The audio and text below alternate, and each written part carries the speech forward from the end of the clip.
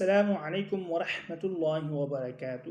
اللہ تعالی نے اپنی عزت کی قسم کھا کر فرمایا کہ حضرت جابر رضی اللہ عنہ سے روایت ہے کہ جب بسم اللہ الرحمن الرحیم نازل ہوئی تو بادل مشرق کی طرف ہٹ گئے، ہوا رک گئی، دریا ساکن ہو گئے اور حق تعالی نے اپنی عزت کی قسم کھا کر فرمایا کہ جس چیز پر میرا یہ نام یعنی بسم اللہ الرحمن الرحیم لیا جائے گا اس پر ضرور برکت ہوگی۔